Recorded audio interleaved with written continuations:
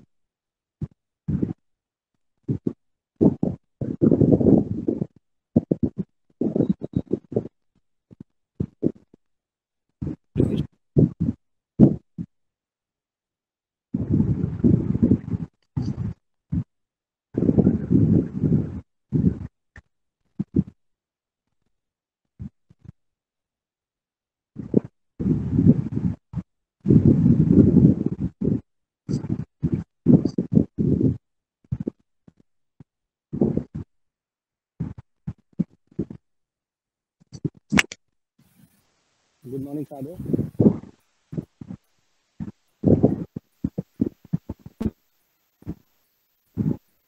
May I request all the participants to turn off their microphone and video.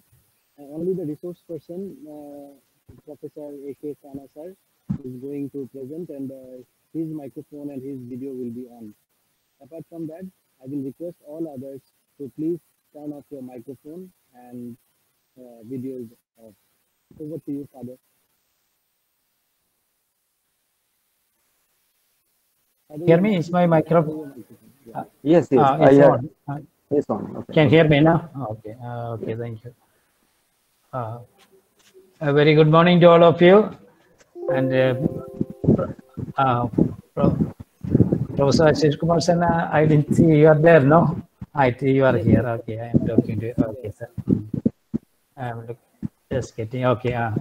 Good morning, sir. Good morning. Good I'm morning. seeing you. Good morning, sir. Okay. We're very happy to have you. A word of welcome. It is my privilege to welcome you to this webinar. I will just briefly introduce you for the participants' sake. Professor Ashish Kumar Sana is a renowned educationist, and presently he is serving as the head of the Department of Commerce, University of Calcutta. He is also the Joint Secretary of India Accounting Association, Calcutta branch. From 2015 to 2017, he acted as Director of University of Calcutta Stock Exchange in financial markets. Professor Ashish has written for the undergraduate courses, Heart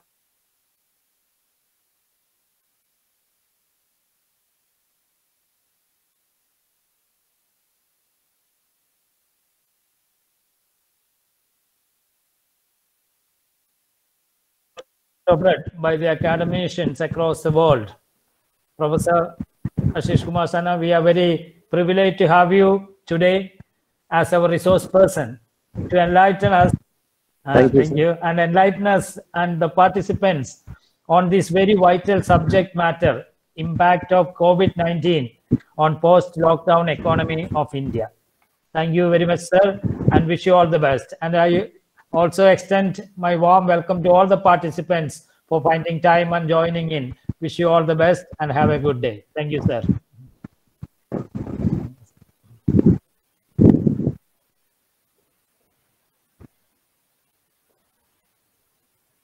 Sir Shanga, you can coordinate maybe.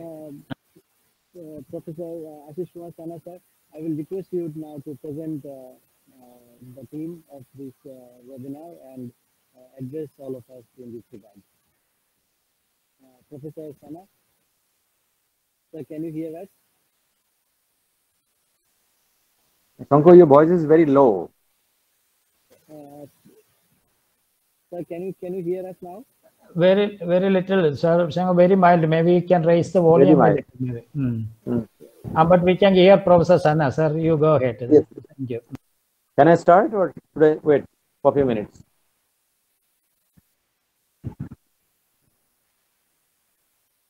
Sir, Shankar, can you hear the professor? I can hear you, sir. Well, you can. I think all the participants can hear you well. You start. Go ahead, sir. Okay. Thank you. Okay.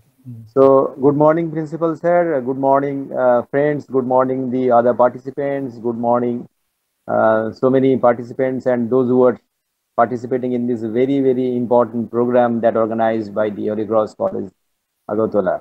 I am really thankful to the principal and the college authority for inviting me to share my views on this very important aspect at the right moment, in the right issue.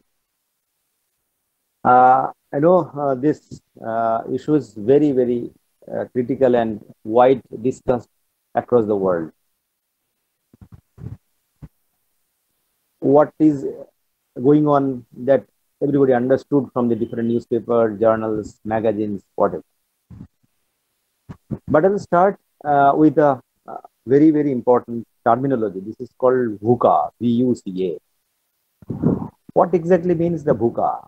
V for volatility, U for uncertainty, C for complexity, and A for ambiguity. If you look into these four important words, VUCA and its acronyms, that means the world is very volatile at the right moment. We do not know exactly what happened in the next day, whether the vaccine will be for the human being within a very few days or not. At the same time, we do not know when the lockdown completely being withdrawn and when the normal life will be restored. We do not know. This is volatility. When the normal course of action and business will start, we do not know exactly. This is the volatility. In every sphere of life and even in economy, even in school, colleges, we do not exactly know what to do, what next to do. This is very crucial at the right moment. Second point is this: uncertainty, volatility and uncertainty. Uncertainty is very difficult to measure. We know the risk and uncertainty. Risk we can measure by putting some probabilities, but uncertainty is very difficult to measure. When it will come and when it will come in a different form, it's not exactly. It's not earlier. So imagine in 2019, if you look into 2019, and even at the end of the 2019, people do not imagine what will happen in 2020, because 2020 is a very catchy year, 2020. People had a great expectation in this particular year, but what is the global risk came to us? This is uncertainty. At the same time, when you talk about this complexity, so the world is very complex because of the different issues, aspects, legal norms, politics, socio-economic cultures, production systems, so many reasons, the world are very, very complex in nature. Once we are thinking the world is very, very complex in nature, very, very complex in nature, then there are different dimensions. What kind of dimensions? Dimensions in that sense, complexity either in a regional level, complexity in a domestic level, complexity in an international level, from the policy perspectives, from the manufacturing perspectives, from the taxation perspectives, from the accounting perspectives. In a different reasons, the complexities are different. Being a student of commerce and accounting, our complexities are not same the complexities of the socio of the engineering and the technological field, or from the political field. So complexities are different in a different subjects, different issues, different aspects, even in a political context. So complexities are very, very important. When you talk about the complexities, it has a positive and negative impact on a different aspects. Now we come to the ambiguity. That means from the decision maker perspective, it's a very difficult task for them to take a right decision in the right time. What decisions will be taken? Because every time there are complexity arises, there are uncertainty arises, there are volatile situation arises. Then what we will be doing, what the decision makers will be doing, like the different institutions throughout the world, they are facing this kind of challenges. So this is the beginning of this kind of, the journey of the lecture. Why we are talking about this kind of 4 important words, VUCA word. We have entered in a VUCA word at the right moment. Keeping in mind this VUCA word, if we look into the Indian economy, so few months back, even in the month of January, February, we are talking about the 5 trillion economy in India in 2015, in 2022, 23. We had an expectation that India will become one of the largest economy in the world, and it will be a 5 trillion economy. But you see, the scenario has been completely changed at the right moment. We do not know exactly the projections, we do not know exactly the estimations. Though there are some rating agencies, some companies, they have given the good rated for estimation that India would become one of the largest economy in 2050. But before that, how it can be achieved? Earlier, we had a projection that India will reach 5 trillion economy in the global market. So this is the nature of the complexity in Indian economy at the right moment. And we are facing a global challenges, the neighboring country challenges, or the production challenges, technological challenges, supply chain challenges, demand challenges. There are a lot of challenges the Indian economy are facing at the right moment. So earlier we had a talk about the GDP growth rate before lockdown period. Last 2-3 years, GDP growth rate was so slow. But we had expectation that earlier that after few months the GDP will be increasing. But still, the situation not in a good condition at the right moment, because the production level, the manufacturing units are not in an operational stage at the right moment, 100% operational stage in the right moment. So that's why if we discuss the Indian economy and its impact of this kind of COVID that we call, say, the global risk as well as the post-lockdown era, then we have to compare this between this pre-lockdown and post-lockdown era. At the same time, what are its impact on a different economic sectors, or rather we can say on the people as a whole? Because you see, India is a country where 70% of the people is still living below the poverty line. So how will be protected? How the Indian people will be survive in the long run, or how they will become the more and more self-reliant, self-resilient? This is the question at the right moment. What are the paths? What are the ways that the people should start a new normal life in this particular? So these are the debates among the economists, among the politicians, among the students, among the teachers, among the different stakeholders of a country continuously going on. When it will become a normal, and at what situation the economy will be in a normal situation, or the people will be free from the different aspects. So that's the important aspect that we understand at the right moment. So gradually, the lockdown starts at the end of the March, and there are 3 phase lockdown, 4 phase lockdown, whatever we know. But after that, from June onwards, the unlock one starts.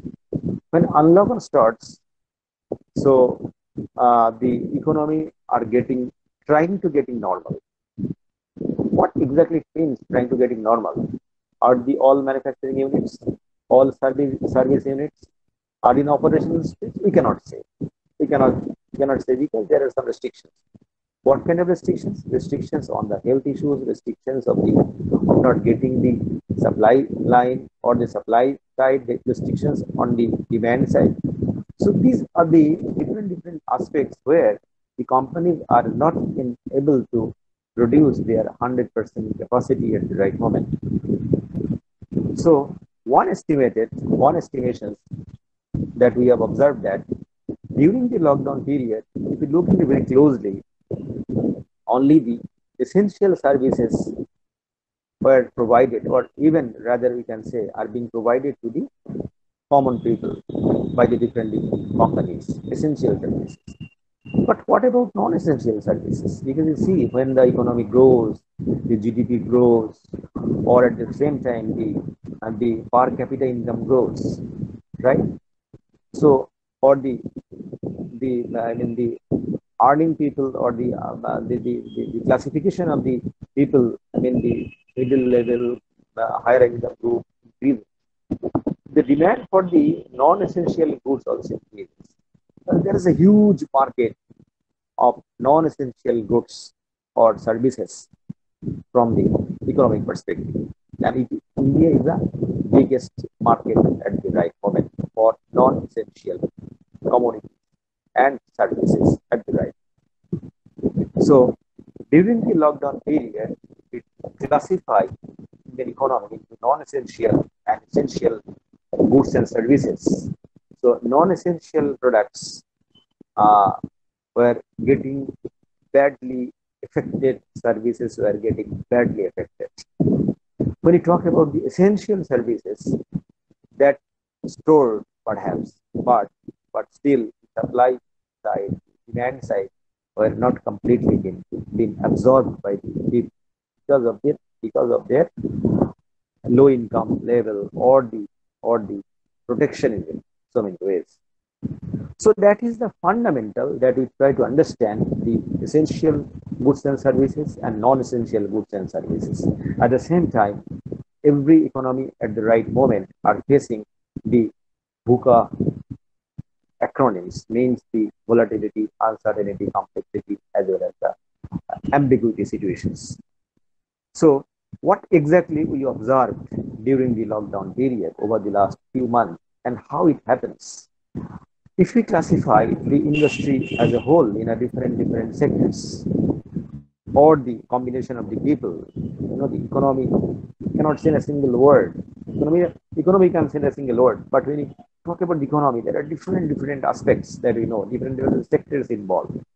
For example, I will start some of the basic sectors: transportation, operational stage that time.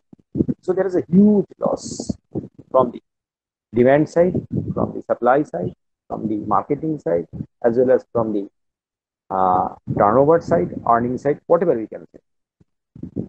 Being a student of commerce, economics, and accounting, what we try to say, when the industry closed for a period of 3 or 4 months, right?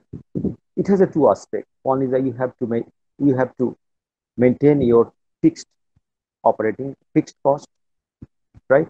So there are different types of fixed cost. One is because most of the industries and business are dependent on their financing from the banks. because huge amount of money they borrowed from the banks in a different forms. When they borrowed money in with expectation that it will be repaid in due time, number one, how it will be repaid? Once the selling activities or the buying activities continuing, that means the normal operational continuing, then there is a profit, there is a earning. Out of this, the company or the institutions or the entrepreneurs, they will repay their loan amount or EMI amount. So this was the problem. So it was a really a great challenges at the right moment for the companies to survive in the long run. The small business or a big business, whatever. Those who are a big business, they are trying to manage. But those small businesses, their businesses closely, non-essential, especially non-essential goods and services, closed for the last almost 4 months, even not even open.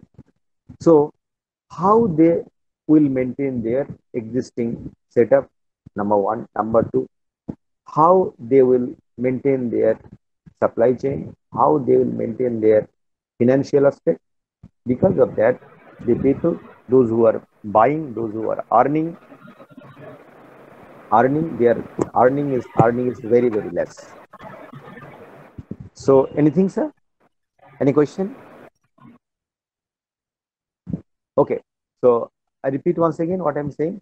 So what I'm trying to say, in an economy, this is the very, very crucial one for non-essential sectors. The production level, that point in time is very, very low. So that's the problem. So when you are unable to repay your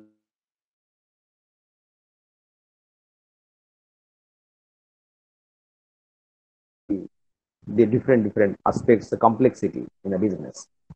When you talk about the loan, that means if you are unable to repay the loan month after month, then the loan product will become the bad debt or doubtful assets to the bank's point of view, which is called as a non-performing assets from the bank's point of view. Once banks are not getting their EMI from their customers, from their I mean the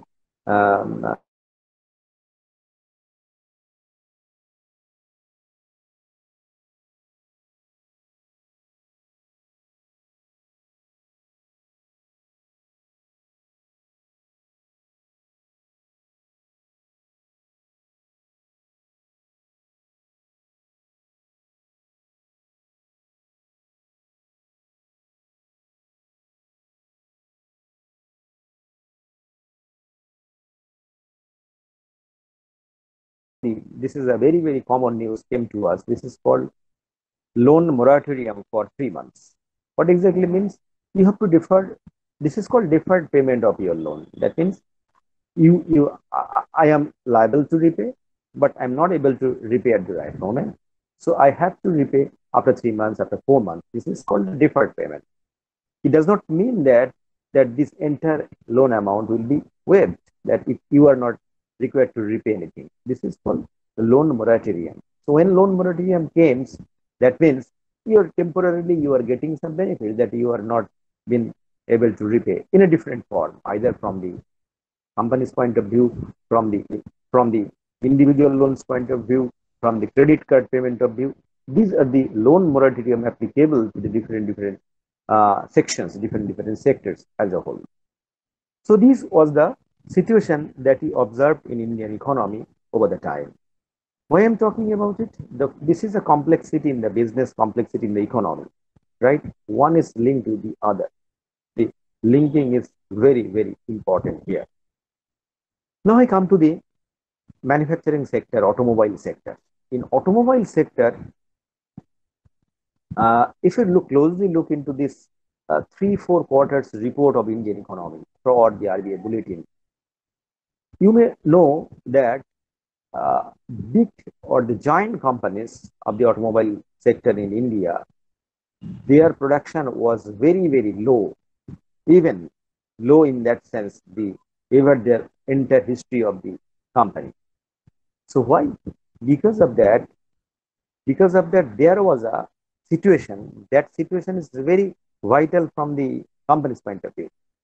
You see, when an economy not gives a people, not gives a people to the people that you are very very confident about your generating income level. The level of income that you are earning. So that means that people were scared. That means I do not know exactly what will happen, because I may lose my job in future. If I may lose my job in future, then what will happen? Then if I borrowed money, I am unable to repay my loan, either from the real estate, either for the real estate or for the non-essential service or for the automobile sections, right? So this is another pandemic, small crisis, not called this called pandemic, but it was a problem originated 3-4 years back in Indian economy. So why the people very very scared about their services, especially in a informal sectors or in a informal segments of the economy.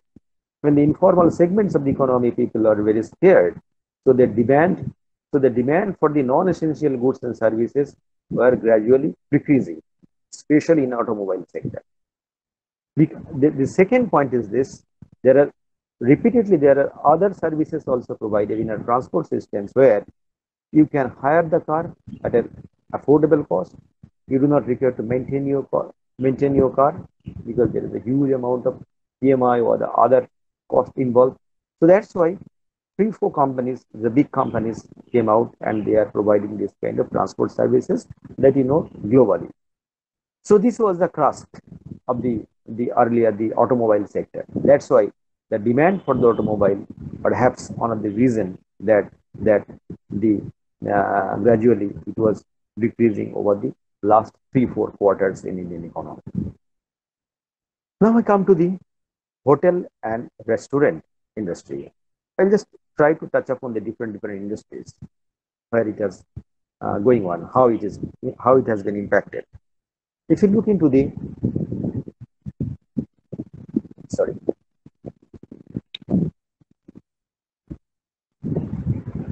if you look into the uh, hotel and restaurant sectors, think about the hotel and restaurant sector. There's a huge number of people they're associated of the transport, hotel, restaurants throughout the world. In India, last 3-4 or even last 1 decade, the people, the hotel restaurant companies, they have a good attractive packages, or rather we can say there are so many people are offering so many packages, small packages, big packages for tour, for other purposes, for healthcare and tour, combining whatever. So exactly what happened during the lockdown period. Once the people are not been able to get out from their home, then what will happen? Because the restaurants, the hotels were completely closed. I know so many of my friends, those who are working in a big hotel like a 5-star hotel, so their salary almost cut down near about 70%, and they were threatened that they will not be able to retain their employees in the long run, because their occupancy rate almost gone down to 10%, almost 10% at the right moment. So unless and until the occupancy rate, so that was a problem in a aviation sector, in a hotel and restaurant sector. Now after the new normal or the lifting withdrawn, some of the good restaurants they are trying to maintain, some of the restaurants or they are trying to maintain in their health issues, and they open their own restaurants and cafes, but it is not sufficient. They just try to maintain the restoration, but exactly they are not able to minimize, at least reaching their break-even points at the right point. So it's very very difficult situation for the aviation sector, for the transport sector, for the hotel industry, or for the other industry. It's very very challenging. So now come to the electronic and consumer durables. This is also the non-essential products and goods that you know. In electronics, excepting the few items, most of the luxurious as well as the non-essential items, that you see the supply chains almost, because due to lockdown there is no transport, the supply chains almost blocked, and the delivery almost blocked, and even the demand also the lowest even during the history of the company's life. So what are its impact? Once the supply side blocked as well as then what will happen? There is some integrity. Integrity is a B2B business, some integrity from the electronic business, e-commerce or e-business. So they have a good connectivity with the different companies, small units for supplying and providing this kind of electronic goods and services. So it was really a great challenges for them. Now come to the another important point that we understand here is a physical retail, which is non-essential.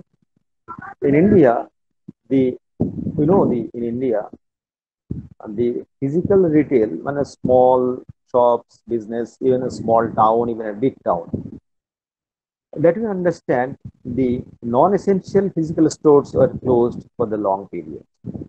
When it was closed, so that companies are not been, not been able to repay their loans, repay or be able to pay their salaries to their employees. Okay, so it's really a shocking for holding the stocks not to sell, but they have to repay their working capital. Working capital management was very difficult. Again, they moved to the bank. Bank also provides some small loans. So that was the problem. The problem originates in look like this. E-commerce e-business, due to the COVID-19, most of the e-commerce e-business not able to do their business in the earlier form because of the delivery and supply chain disrupted. So move to the pharmaceutical and the other medicinal, the appliances. In pharmaceutical sectors, little bit it is not badly affected, but you see the supply chain of the pharmaceutical business was not badly affected, but affected because of the supply chains and the demand side and the delivery side. And at the same time, a huge number of people, their earning levels was so low that they are unable to even get the best medical services from the different ways. So hospitality and the pharmaceutical sectors are also, or the healthcare systems also get badly affected, that we understand. So these are the important aspects. Now I come to some of the important cross-border payments, likely the import and exports. In India, we are also dependent. Initially, I talked about the global and political and specific countries, specific ways, and the connections with the other people. So I look into this business, global business. When I talk about the global business, stock market globally, not a single market here. I'm talking about the global business that we have to remit, or we are receiving some of the foreign exchanges. So remittances, either the receiving or the payments point of view, it was so low in the lockdown period, because you see the Indian nationals, those who are in abroad, they are also stuck during the lockdown period. They are unable to send their money to the India. So cross-border payments as well as the business people, they are unable to send monies or buying or importing or exporting. So obviously there was an impact on the revenue side from the government, the taxation, the import duty, excise duty. was also badly affected, right? So this was the complexity of the business. Now I move to the one of the another important sector where there is a positive aspect of the e-commerce and e-business. This is called telecom sectors. In the telecom sectors, there is an increasing in transactions because of the lockdown. People are very concentrating on the digital payment and online transactions. So there is a huge demand for the internet connectivity or the phones getting converted into the smartphone or the other phones or the internet based phones where the people easily access the different types of data, making payments, whatever. So there during the lockdown period, this is the mostly the positive, the positive impact falls on the telecom sectors, right? So their channels have been improved and their services have been in a different ranges. Their products have been widened, and of course, within the periphery of their functions, they are trying their level best. So this is one of the positive impact. In case of the insurance, people, of course, people are not able to get most of the companies because this is a new cases where people are not aware of where to insure and how to insure of this kind of if you have been affected by the coronavirus, is it actually under the purview of the not and under the purview of your existing insurance policy or not? That was the problem that we understand, and now the renewal policy issues and the other issues badly affected of the insurance companies. Now I come to this when I discuss about this kind of different sectors, economy, as well as in India as a whole. Now I come to the stock market and the banking sector. There are two other important sectors. But then I move to the, within a very few minutes, I'll move to the government policies, RBI policies, and some initiatives, how it has been recovered, trying to recover, not recover at the right moment. So stock market globally badly affected. In India, in one single day, 4,000 points of the Sensex fallen. It was really a shocking from the stock market point of view. When the Sensex falls, the market crashes, as well as the huge amount of people has been wiped out from the market. It means that whatever the amount you have been invested in one fine morning, you will see that your money has been reduced by 20%, reduced by 30%. It means that you have lost huge amount. This is a normal course, but at the same time,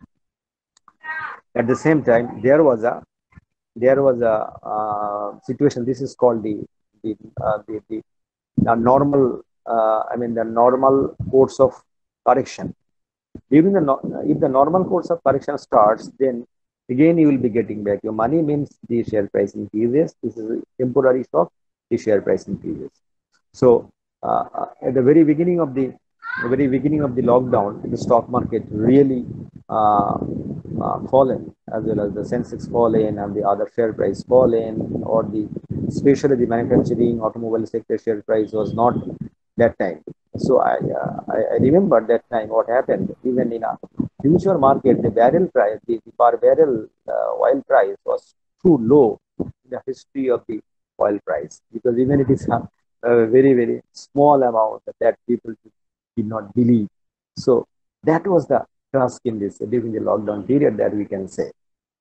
So in of course in Arabian countries. So imagine now the oil price is increasing, but that time the oil price on the lending and depositing and accepting depositing of the business over the last 2-3 decades after the liberalization of the Indian economy.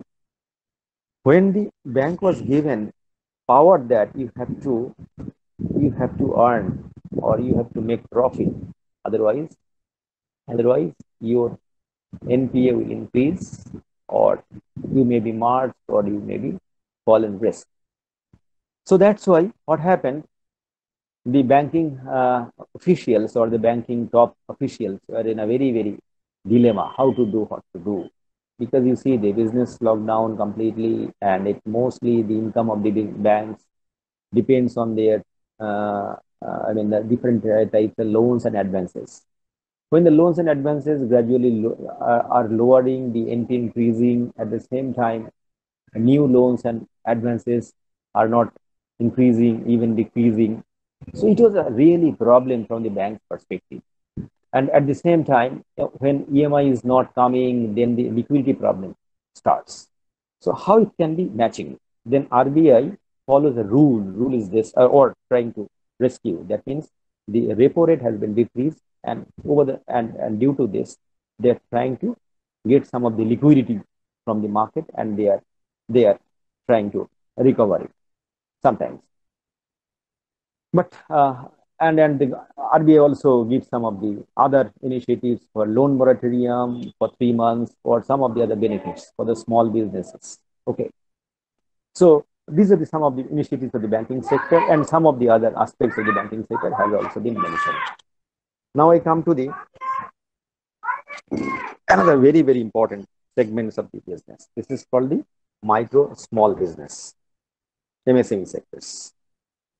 So in Indian economy, the micro and small business plays an important role. I mean, around the 50% of the people are involved in the three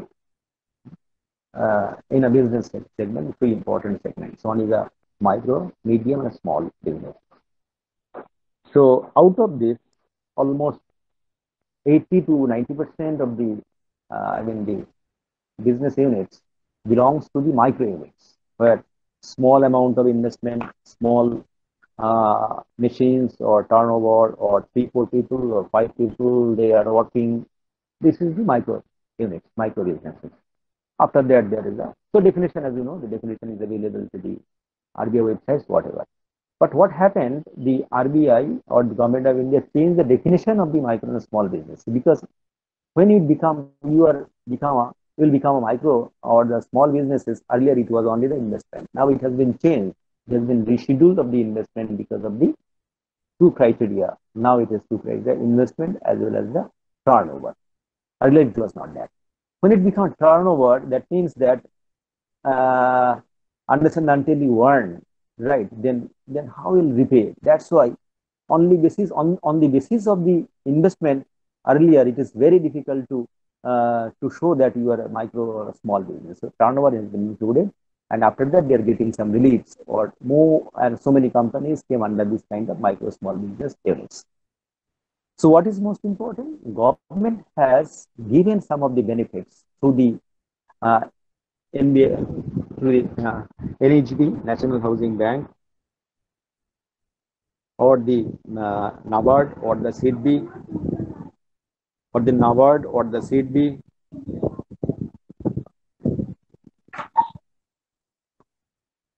or the NABARD, or the SIDBI, or the other ways. I know the people, small business units, banks are also offering. Banks are separate divisions of the small business units or the micro small business units, and NABARD and SIDBI are also providing this kind of supports, and government is also taking this kind of initiatives. So that's why in a economy, 2 lakh crore package when announced by the finance minister, or as well as the honorable prime minister, subsequently the finance minister in India in 12th May. Subsequently, the people get perhaps partially get relieved that they will be benefited. And if I do not discuss one important issue, that I could miss so many things. This is called the labor-related problems, right? So in an economy, it is very important, because we see the labor in a formal labor, informal labor, formal employee, informal employee. So in India, as you know, the formal sector's employees are very low, and informal sector employees are so high. So in informal sector employees, they are working in a different form, in a different regions, different parts of the country, and they are mostly migrant from the different parts, right? So that was the problem. That was the problem, and during the lockdown period, because they lost their jobs wherever they are working, number one. Number two, not only lost their job, their earnings are too low, so they struggle at the right of. And government take initiative to some of the initiatives that we know, the DBT, direct benefit transfer to their own bank account, whatever the amounts government have been transferred. This is one of the important aspects, right? So the other issues, of course, we can say that the changes of the occupation, changes of the business of the or the occupation is very important in Indian economy right now, especially in micro and small sectors. Especially that the economy, it is the small sectors. We do not exactly know how many people have been shifted to their own original business to the other business. I repeat once again, in non-essential services, there are a lot of small businesses like the handicrafts. I know that in Tripura there are huge number of handicrafts, or handicrafts items, or the homemade items have been produced. This is not only this is some of the very good items. This is non-essentials, but it is very important one. There's so many people engaged in this particular activities. So once they are unable to sell this kind of their own generation after generation products, so they have to shift their original business to the original occupation to the other occupation. That was really sad from the country's perspective.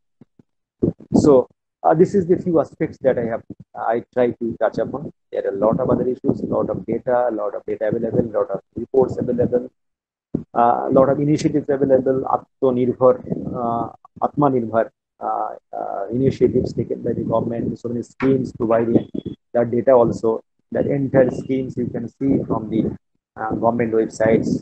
I'm not discussing these issues because it is available, publicly available data. So that's why I'm not giving the data whatever is mentioned, but I'm trying to highlight some of the important aspects of Indian economy, context of it.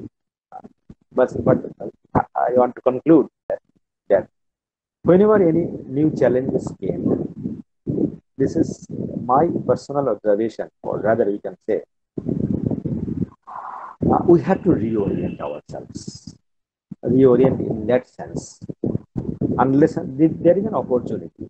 For example, we are the students as well as the teachers. We do not know exactly how to teach through the online. Now we have to reorient ourselves. How to teach online, how to deliver lectures online through this kind of mechanisms. At the same time, when new opportunities came during this kind of pandemic, people have been reoriented themselves.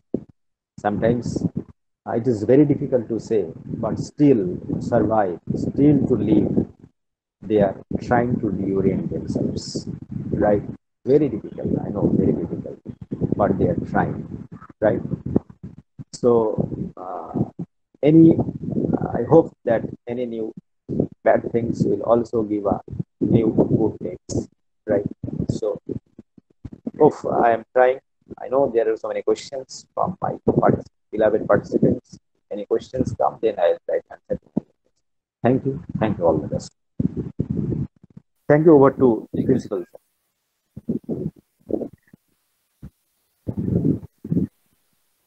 Thank you very much, sir. I hand over to Sir Shanga will coordinate if any discussion.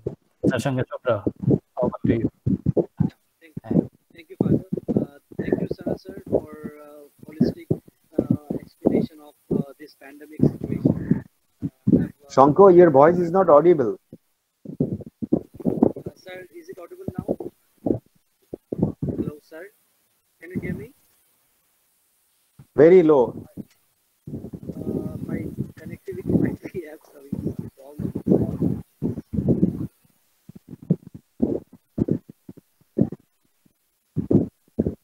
Is it audible now, sir? Can you hear me now?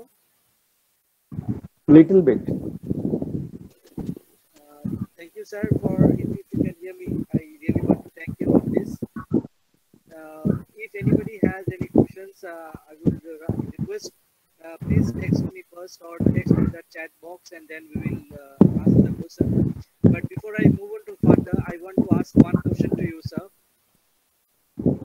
In April, in the month of April, the Mumbai-based credit rating system, CRISIL has given a data where they are saying that the economy of India can be bounced back only in the year 2022.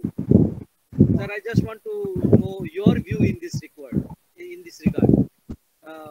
Is it possible that India will bounce back in 2020 or 2021, or as per CRISIL said that it is only going to bounce back in 2022? They will take a lot of time to recover, as now India is going into a negative growth.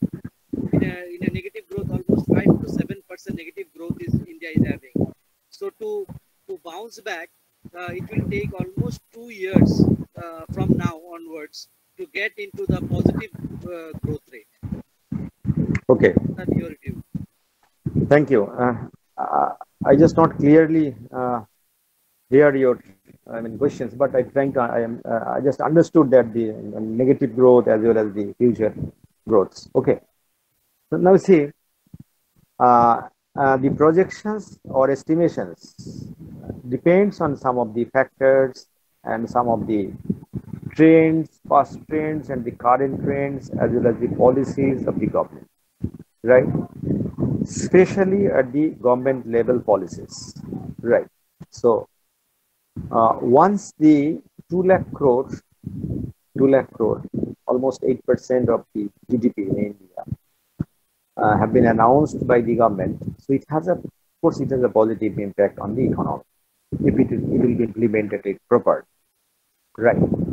So I repeat once again, when we talk about the 5 trillion economy, right? When we talk about if you want to achieve the 5 trillion economy, so that time it has been demarcated which sectors will be contributed, either the MSME sector or the big companies. So this is a holistic contribution of the different sectors. I understand, or you understand also, that everybody understands. So in a holistic approach, every sector should contribute to generate the GDP or to increase the growth. It's common, common. And in case of the projections, obviously India has a good potential market and its own domestic market. Forget about the other, the foreign markets. India has a strong foreign markets in European countries as well as the American countries also.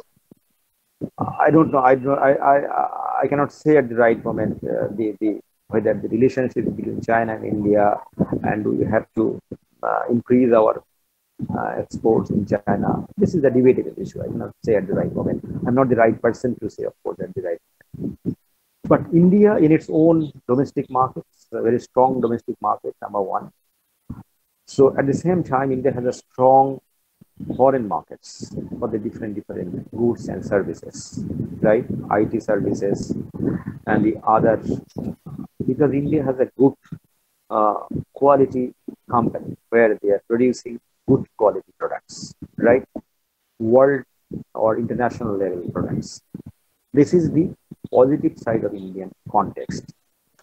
But rather, globally, if you want to contribute, if you want to compete, we need more and more technology dependent.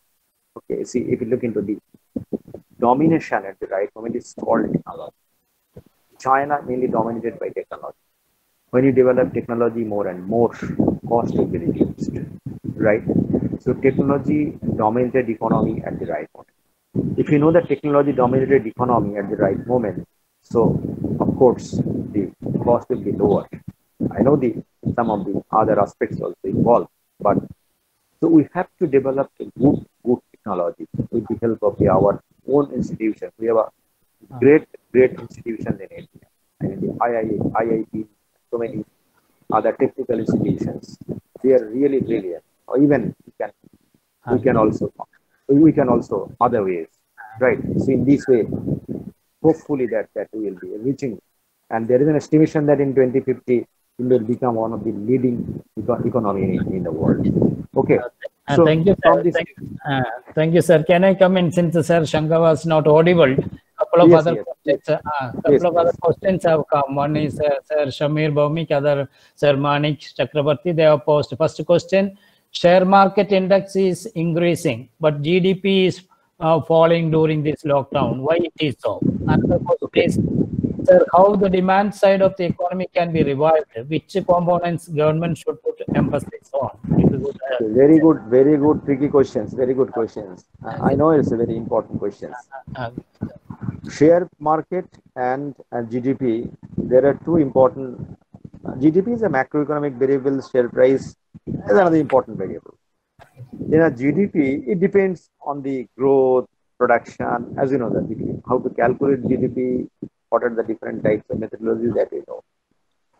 When we want to calculate GDP or increase GDP, that means our domestic production, export, import will be included, and in this way the GDP increases. If you produce more, that means the production, consumption, income level, so many factors, GDP increases and GDP. Right. So this is the one important aspect. Second aspect that rightly mentioned as very tricky questions. So the tricky question is this: likely the Sensex or the stock market indices increases. I know the stock market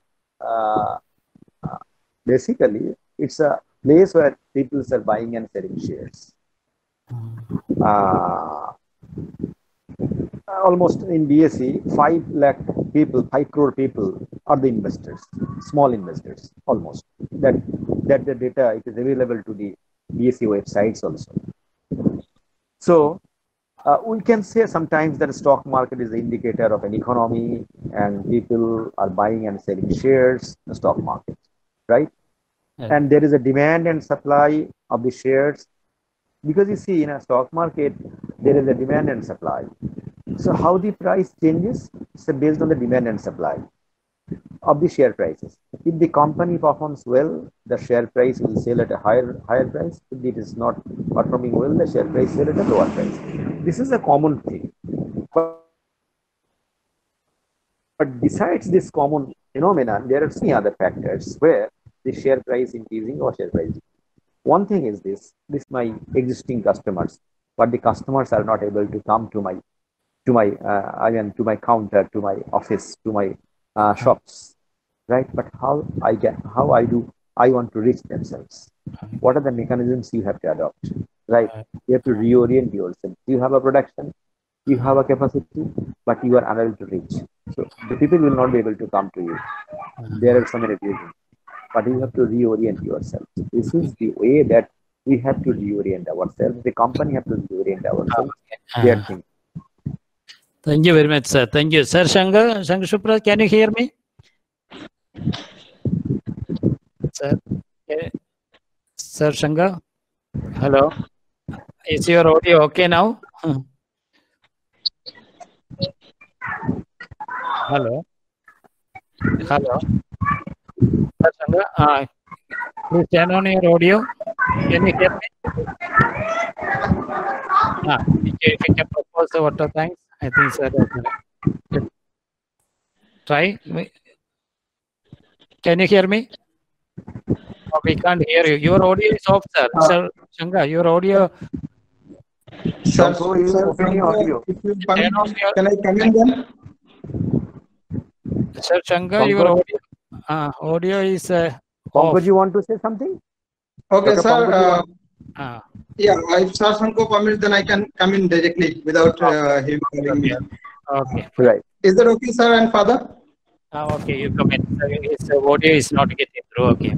I think there is some issue with Sir's mic at the moment. They're trying to fix it. Yeah. Okay, fine. Okay. Good afternoon, sir, and good afternoon all the participants. Good afternoon, father. This is Pankaj Chakrabarti from Holy Cross College. I am very happy to attend this particular national webinar, and I'm very fortunate to get to listen from Sir Professor A.K. Sana. It was really a wonderful presentation, sir.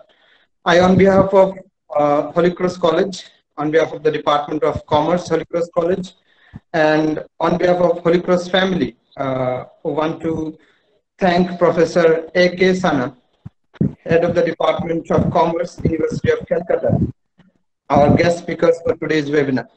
Sir, I thank you for the wonderful, inspiring, and insightful presentation of yours. It was really a great initiative by the Department of Commerce, and it was really a wonderful lecture and the presentation given by you. I'm sure all of us who have listened to you have gathered a lot of knowledge from your presentation, and I really want to thank you on behalf of everyone present in this webinar and on behalf of Holy Cross College for being with us today for this wonderful session that you have taken. Thank you so much, sir. Thank you. Thank you. I also want to take this opportunity to thank our beloved principal, Dr. Father Benny K. John, CSC, for his constant support, encouragement, and for his readiness to support us in any of the initiative academically that we take. Father, thank you on behalf of the Department of Commerce and on behalf of all the faculty members of Holy Cross College for allowing us to organize such events. Thank you, Father. Thank you. Thank you, Father, once again. Thank you, Professor, once I again. also want to thank Father Shaji ML CSC for his constant support, our Vice Principal of Holy Cross College, to the department for organizing this webinar. A special thanks to Dr. Shankar Shubhra Bodro, HOD, Department of Commerce, Holy Cross College, for taking all the trouble, working hard, for doing all the hard work, and for organizing such an event, such a nice national seminar, for giving us the opportunity to listen to Sir A.K. Sana. Sir Franco, on behalf of your department and on behalf of all of us, we really thank you for organizing such a wonderful event. I also take this opportunity to thank all the faculty members of Department of Commerce and all the faculty members of Holy Cross College and the students of the college and all the participants of this national webinar for your participation, your questions, queries, and all the inputs that you have given. Thanks to all of you. A special thanks to Jinesh and also to Partho and other staff who gave their help to organize this particular event, especially to Jinesh, who are really a constant support, and he always gives us continuous support for any of the events that we have in the college. Thanks to everyone. If I have missed anyone, I personally say sorry to you. I, at the end, want to thank everyone for helping us to organize this wonderful webinar. Thanks a lot. Thank you, Sir Pankaj. Thank you, sir. Should I leave? If you permit, then I leave. Okay. Thank you very much. Thank you, everyone. Sir. Good day. Thank you. Thank you. All the best. Thank you. Take care. All the best. Thank you.